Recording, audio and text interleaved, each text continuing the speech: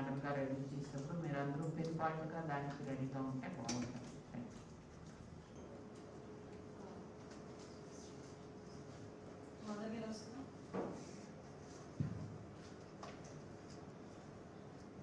అందరికీ నమస్కారం అండి. ఎటువంటి ప్రాబ్లమ్స్ రాకుండా ముందు నుంచి కూడా ముందస్తు చర్యలు తీసుకోవడం కానీ ముందస్తు అంటే ప్రిపేర్నెస్ ఉండడం అన్నది చాలా ఇంపార్టెంట్. కాబట్టి లాస్ట్ టైం ఒక ఎస్ఓపి మనం రెడీ చేసుకోవాలని చెప్పాను.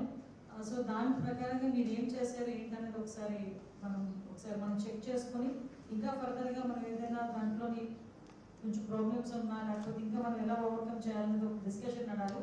తర్వాత మనకి కమింగ్ సూన్ ఏ ఇష్యూస్లోని కూడా హ్యూమన్ లాస్ ఉండకూడదు, ప్రాపర్టీ లాస్ ఉండకూడదు. ఇది మెయిన్ డిస్కషన్ పెట్టుకొని this is the last meeting అవ్వాలి మనకి, అంటే ప్రిపేర్నెస్. తర్వాత నుంచి మనం ఏం చేసుకోవాలంటే తర్వాత మీటింగ్ అంటే ప్రిపేర్నెస్లో ఇంకా ఏమైనా యాడ్ ఆన్స్ కానీ అలాంటి కానీ చేసి మళ్ళీ నేను December 12th మీరు ఎస్ఓపి రెడీ చేయండి అని చెప్పాను.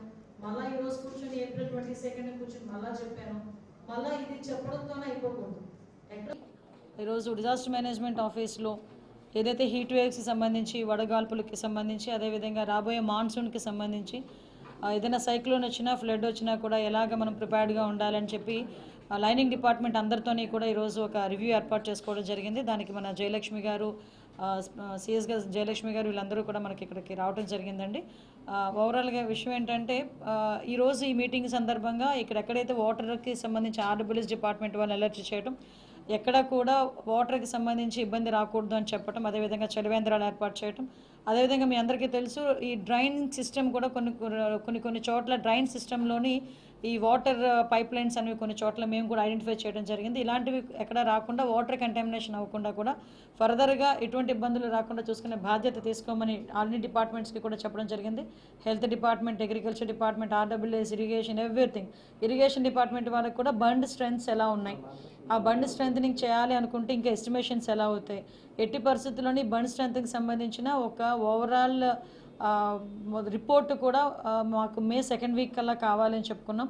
దీనికి సంబంధించి ఇరిగేషన్ డిపార్ట్మెంట్, ఇరిగేషన్ మంత్రి గారితో కూడా సపరేట్గా ఒక మీటింగ్ అరేంజ్ చేసుకుని, జయలక్ష్మి గారు మేము కూడా ఒక మీటింగ్ అరేంజ్ చేసుకొని ఫర్దర్గా బుడమేరు లాంటి ఎక్స్పీరియన్సెస్ ఎట్టి పరిస్థితులు రాకూడదు. దీనికి కూడా ప్రధాన కారణం కూడా మీకు తెలుసు, లాస్ట్ 5 years ఇరిగేషన్ డిపార్ట్మెంట్ని మూలన కూర్చోబెట్టిన కారణంగా బండ్స్ కూడా స్ట్రెంథనింగ్ ఎక్కడ ఎలా ఉన్నాయన్నది కూడా డిపార్ట్మెంట్ వాళ్ళకి తెలియని పరిస్థితి అయిపోయింది. దాని కారణంగానే లాస్ట్ బుడమేరు సిచ్యువేషన్ కూడా మనం 20 రోజులు ప్రత్యక్షంగా చూసినా ఒక 3-4 నెలలు పరోక్షంగా ఇబ్బందులు పడిన పరిస్థితి కూడా కనిపించింది. ఆ టైంలోని ఈ వాటర్ కంటామినేషన్ జరగటం అని, హెల్త్ ఇష్యూస్ రావటం, చాలామంది ప్రాపర్టీస్ లాస్ అవ్వటం, హ్యూమన్ లాస్ అవ్వటం, ఇవన్నీ కూడా జరిగినాయి. ఈరోజు డిపార్ట్మెంట్ పరంగా గవర్నమెంట్కు ఎన్డీఏ గవర్నమెంట్ తాలూకా ముఖ్య ఉద్దేశం, అదేవిధంగా గౌరవ ముఖ్యమంత్రి గారు నారా చంద్రబాబు నాయుడు గారి తాలూకా ముఖ్య ఉద్దేశం కూడా ఏంటంటే ఎట్టి పరిస్థితుల్లోని ఏ డిజాస్టర్ వచ్చినా కూడా హ్యూమన్ లాస్ ఉండకూడదు, క్యాటిల్ లాస్ ఉండకూడదు అన్నది ఒక స్లోగన్గా తీసుకొని మేము ఈరోజు ముందుకు పనిచేస్తున్నాం.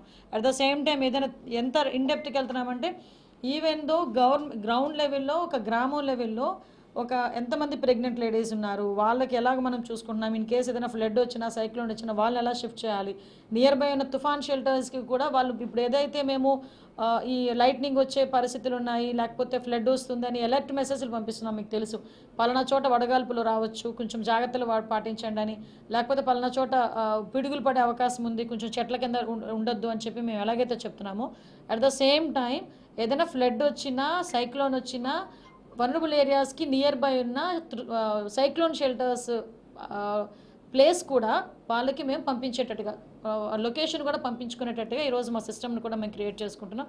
దీన్ని బట్టి ఎవరు ఎస్డీఆర్ఎఫ్ టీము, ఎన్డీఆర్ఎఫ్ టీము వచ్చి అక్కడ నుంచి షిఫ్ట్ చేసే పొజిషన్ కన్నా ప్రికాషనరీగా వీళ్ళే నియర్ బై ఉన్న తుఫాన్ షెల్టర్స్ కూడా వెళ్ళే పొజిషన్ని మేమంతా కూడా సింక్రనైజ్ చేసి టెక్నాలజీ యూజ్ చేసుకొని ఇబ్బంది లేకుండా చూసుకునే బాధ్యత కూడా తీసుకోమని గౌరవ ముఖ్యమంత్రి గారు మాకు ఆదేశాలు ఇచ్చారు. గౌరవ ముఖ్యమంత్రి గారి ఆదేశాల మేరకు ఈరోజు ఈ మీటింగ్ కూడా పెట్టుకోవాలి సార్. మేడం, కూటమి ప్రభుత్వం సిన్సియర్ అధికారులను వేధిస్తుందని వైసీపీ నేతలు కామెంట్ చేస్తారు. అంటే మాకు ఒక చరిత్ర లేదండి. మీకు ఒకసారి అబ్జర్వ్ చేసుకుంటే కూటమి ప్రభుత్వం అధికారంలో ఇప్పుడు ఉండి లాస్ట్ తెలుగుదేశం పార్టీ హయాంలో కూడా ఇప్పుడు కూడా గవర్నమెంట్లో అఫీషియల్స్ జైలుకి వెళ్ళిన పరిస్థితులు అయితే లేవు. ఎందుకంటే మాది ఒకటే స్లోగన్, మీ రూల్ ప్రకారం మీరు పనిచేయండి, రూల్ దాటి పనిచేస్తే మీరే ఇబ్బంది పడతారు అన్నది మేము ఫస్ట్ నుంచి మేము చెప్తున్న స్లోగన్. ఈరోజు సిన్సియర్గా పనిచేస్తున్న అధికారులని మేము ఇబ్బందులు పెట్టాల్సిన అవసరం ముఖ్యంగా ఎన్డీఏ గవర్నమెంట్కి లేదు. దయచేసి అందరూ కూడా గమనించుకోవాలి. ఎందుకంటే ఎవరైతే తప్పు చేశారో వాళ్ళు శిక్ష అనుభవించాల్సిందే.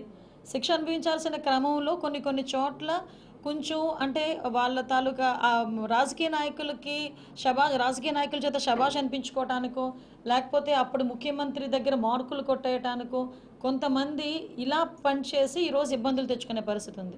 మీకు తెలుసు శ్రీలక్ష్మి గారు, ఒక సీనియర్ ఐఏఎస్ ఆఫీసర్ శ్రీలక్ష్మి, ఎన్ని రోజులు ఆవిడ జైల్లో ఇబ్బందులు పడ్డారో మనందరికీ కూడా తెలుసు. అలాంటి సందర్భం మా గవర్నమెంట్లో పనిచేసిన ఏ ఐఏఎస్ ఆఫీసర్కైనా ఏ ఐపీఎస్ ఆఫీసర్కైనా అయిందా అండి? మళ్ళీ మేము కూడా చాలా సందర్భాల్లో ప్రతిపక్షంలో ఉన్నాము. ప్రతిపక్షంలో ఉండి మేము కేసులు పడ్డాము, మేము ఇబ్బందులు పడ్డాము తప్పించి ఏ అధికారి మా వల్ల ఇబ్బందులు పడిన పరిస్థితి కనిపించలేదు. అది మేము డ్యామ్ షూర్గా చెప్పగలం. మరి మీ గవర్నమెంట్లో ఉన్న అఫీషియల్స్ ఎందుకు ఈరోజు బయటకు వచ్చి తప్పు చేశారని చెప్పి ప్రజల ముందు లేకపోతే చట్టం ముందు నిల్చోవాల్సిన అవసరం ఏమొచ్చింది, ఎందుకు వచ్చింది అన్నది మీరు ఆత్మావలోకనం చేసుకోవాలి. ఎందుకనంటే ఈరోజు మీరు చెప్పిన తప్పుడు పనులు చేయటం వల్ల ఈరోజు వాళ్ళు ఇబ్బందులు పడుతున్నారు. వాళ్ళు ఈరోజు అరెస్ట్ అయ్యే పరిస్థితి వచ్చింది. తీరా తప్పు చేయించి ఈరోజు వాళ్ళు ఇబ్బందులు పడే పరిస్థితి వచ్చినప్పుడు వాళ్ళకి మీరు కనీసం ఆ పక్కన వేరేగా మీరు సపోర్ట్ చేయడం అనేది పక్కన పెట్టండి. ఈరోజు వచ్చి మీరేమో వాళ్ళ తాలూకా సిన్సియారిటీని వాళ్ళ తాలూకా క్యారెక్టర్ గురించి మీరు మాట్లాడుతూ ఉంటే మాకు కొంచెం ఇబ్బందిగా అనిపిస్తుంది. కొద్దిసేపటి క్రితం జగన్మోహన్ రెడ్డి గారి ఆధ్వర్యంలో పార్టీ మీటింగ్ జరిగింది.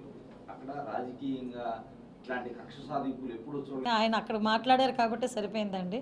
కానీ అదే కనుక బయటకు వచ్చి మాట్లాడితే యావరేజ్ 100 మంది ఉన్న ప్లేస్లో ఆయన మాట్లాడితే 70 మంది లేచి నీ హయాంలో నాకు అన్యాయం జరిగింది అని చెప్పి లేచి నుంచని చెప్పే పరిస్థితి ఉంటుంది.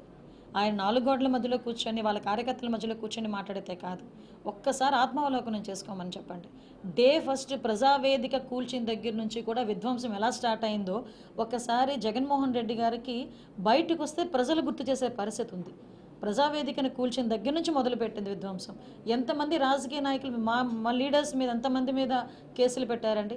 అచ్చెన్నాయుడు గారి దగ్గర నుంచి కొల్లు రవీంద్ర గారు, దూలిపాల్ నరేంద్ర గారు, దేవినేని ఉమా గారు, పట్టాభి గారు, మా పార్టీ ఆఫీస్ మీద దాడి, డీజీపీ ఆఫీస్ పక్కనున్న మా పార్టీ ఆఫీస్ మీద దాడి జరిగితే ఇదే జగన్మోహన్ రెడ్డి మా కార్యకర్తలకి బీపీ వచ్చిన కారణంగా వాళ్ళు దాడి చేశారు అన్నారే తప్పించి అది తప్పు అన్న పదం ఉపయోగించలేదు.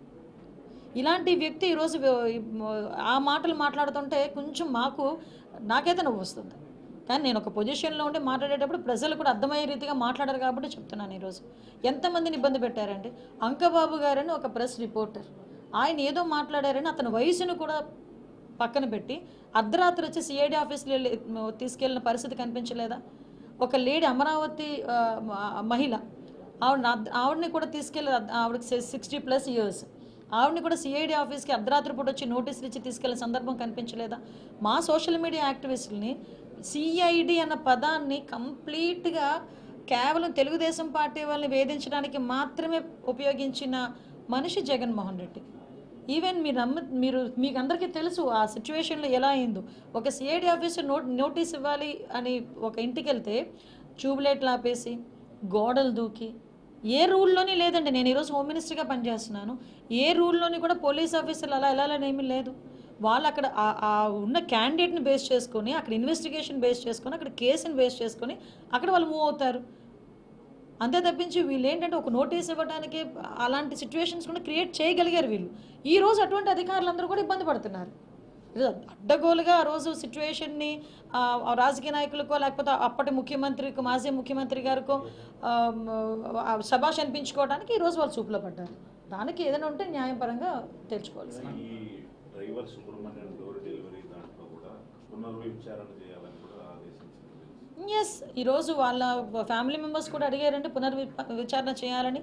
ఆ రోజు ఒక్కరినే వాళ్ళు A1 కింద చూపించడం జరిగింది. ఇంకా అతనే కాదు చాలామంది ఉన్నారని వాళ్ళ తల్లిదండ్రుల తాల విజ్ఞాపన మేరకు ఈరోజు పునర్విచారణ చేయడానికి కూడా సిద్ధపడ్డారు. వాళ్ళు నా దగ్గరికి వచ్చారు. ఇప్పుడు ఈవెన్ నా దగ్గరికి వచ్చారు, డీజీపీ గారి దగ్గరికి వెళ్ళారు, నారా లోకేష్ గారి దగ్గరికి వెళ్ళారు, ఈవెన్ మన సీఎం గారు చంద్రబాబు నాయుడు గారి దగ్గరికి వెళ్ళారు, పవన్ కళ్యాణ్ గారి దగ్గరికి వెళ్ళారు, అందరి దగ్గరికి వెళ్ళారు. మాకు న్యాయం జరగాలి. ఈరోజు ఒక డ్రైవర్ని చంపేసి డోర్ డెలివరీ చేసేసి ఈరోజు వచ్చి శాసన మండలిలో కూర్చుంటా ఉంటే నిజంగా కడుపు కోత భరించవలసిన తల్లిదండ్రులకి ఎంతైనా బాధ ఉంటుంది.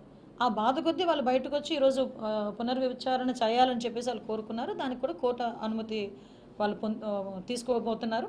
దాని ప్రకారం ముందుకెళ్తాం. అంటే జత్వానీ కేసులో వాళ్ళు చట్ట ప్రకారం చర్యలు తీసుకున్నప్పటికి కూడా ఇప్పుడు వ్యక్తిగతంగా కొంతమంది అధికారుల మీద ఇందులో కక్ష సాధింపు అని మాట్లాడుతున్నారండి, నాకు అర్థం కావట్లే.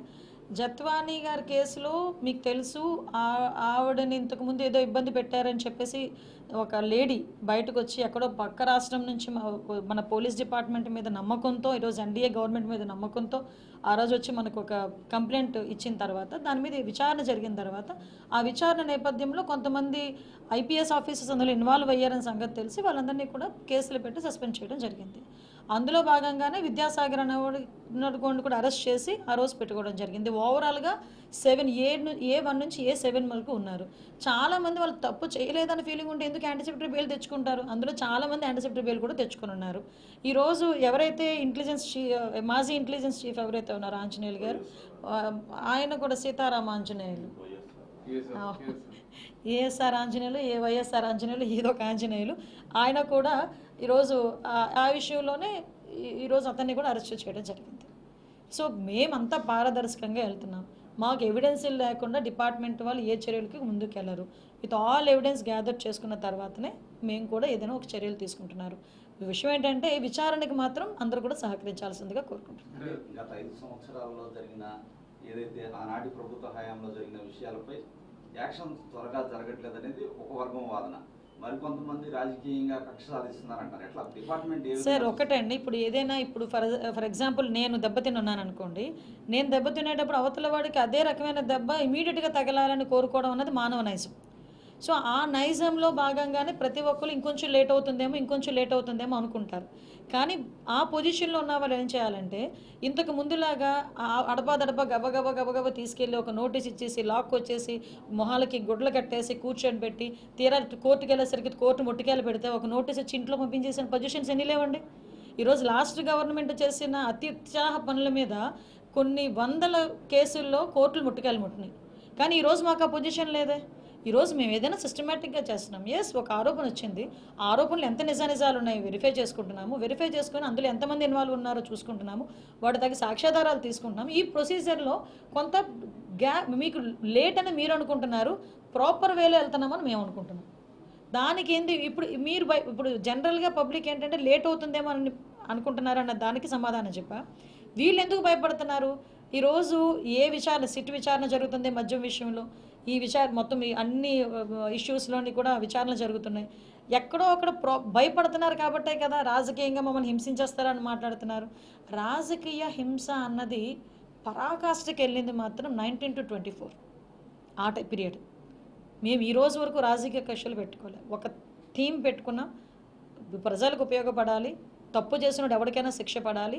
ఇదే థింకింగ్తో వెళ్తున్నాం, ఇదే థీమ్తో మేము వెళ్తున్నాం. అంటే కూటమి ప్రభుత్వం ఇచ్చిన హామీలు మాత్రం ఎక్కడ నెరవేర్చడం లేదు, వాటిని కప్పిపుచ్చుకోవడానికి ఇటువంటి దాడులకి పాల్పడుతున్నారు. ఎక్కడైనా ఏదైనా చిన్న అవకాశం ఉంటే రోడ్డు ఎక్కేసి దాన్ని బదనాం చేసేయాలి, లేకపోతే గవర్నమెంట్ మీద బురద జల్లాలి అనుకుంటున్న జగన్మోహన్ రెడ్డి నైజానికి నిజంగా మీరు అన్నట్టే కనుక మేము కూటమి ప్రభుత్వం మేము పని చేయకుండా ఉండుంటే ఈ టైంకి రోడ్డు ఎక్కి మాట్లాడాలి.